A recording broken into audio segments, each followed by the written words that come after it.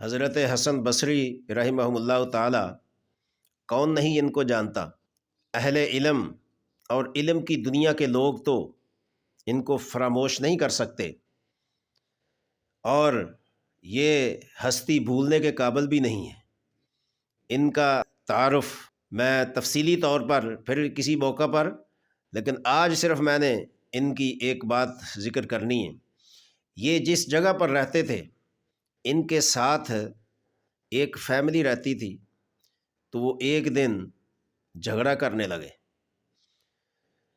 روزانہ ہی ان کا کوئی نہ کوئی مسئلہ ہوتا تھا اور شور شرابہ۔ تو ایک دن حسن بصری رحمۃ اللہ علیہ نے سوچا کہ میں پتہ تو کروں، دیکھوں تو صحیح، میرے ہمسائے ہیں، پڑوسی ہیں، تو ان کو کیا مسئلہ ہے کہ روزانہ کس بات پر ان کی تلخ کلامی ہوتی ہے۔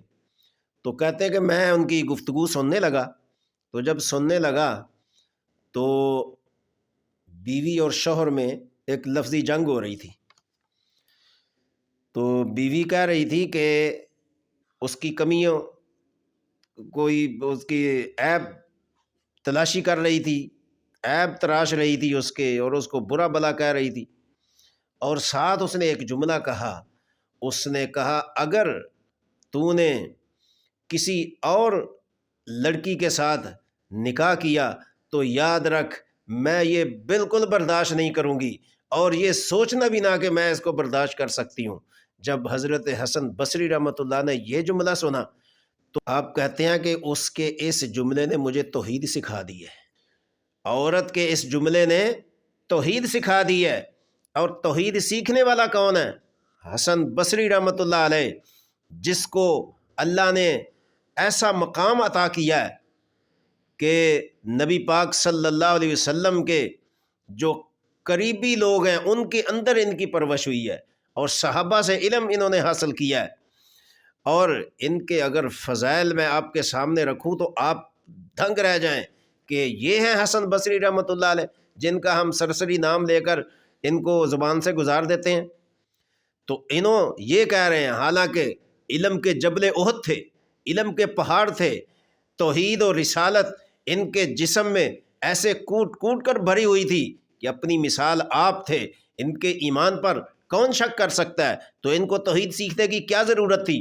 لیکن عاجزی کو دیکھیں، انکساری کو دیکھیں، طلب علم کو دیکھیں، ان کی سوچ کو دیکھیں کہ اس ایک عورت سے کہتے ہیں کہ میں نے توحید سیکھی۔ وہ کیسے؟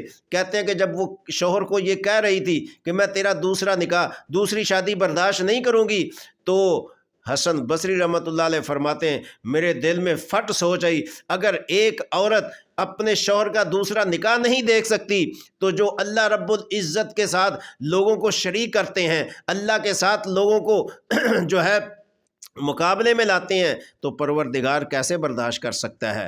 تو اللہ تبارک و تعالیٰ نے تو قرآن پاک میں واضح فرما دیا، ان اللہ لا یغفر ان یشرک بہ ویغفر ما دون ذلک لمن یشاء، کہ اور کوئی گناہ جتنا بڑا ہو اللہ چاہے تو معاف کر سکتا ہے، لیکن فرمایا وَمَن یشرک بِاللَّهِ، جس نے اللہ کے ساتھ شرک کیا، اللہ تعالیٰ کا اس کو نہ معاف کرنے کی گارنٹی اللہ کے قرآن کے اندر موجود ہے۔ وَيَغْفِرُ مَا دُونَ ذَلِكَ، اس کے سوا جو چاہوں معاف کر دوں، لیکن شرک کو معاف نہیں کروں گا، کہ اللہ کے ساتھ کسی کو شریک جو کرنا ہے، یعنی اللہ جو چیزیں اللہ سے مانگنی ہیں وہ اگر غیر اللہ سے مانگی ہیں تو یہ اللہ کے ساتھ شرک ہے۔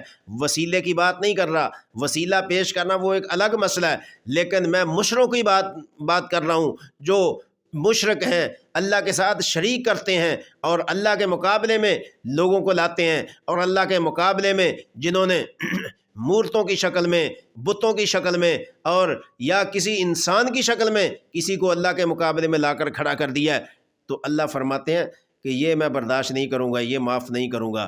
تو حضرت حسن بصری رحمۃ اللہ علیہ فرماتے ہیں ایک عورت نے مجھے توحید کا یہ پیغام دیا کہ اگر ایک شوہر کی بیوی برداشت نہیں کر سکتی تو پروردگار اپنا شریک کیسے برداشت کر سکتا ہے؟